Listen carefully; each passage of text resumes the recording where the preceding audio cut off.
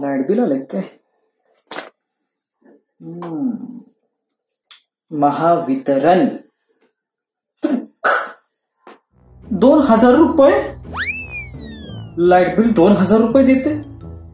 अरे काय चेष्टा लावलीये का मस्करी लावलीये? हा, अरे या महावितरण कंपन्यांनी पण आता लुटायची कामं केलेत.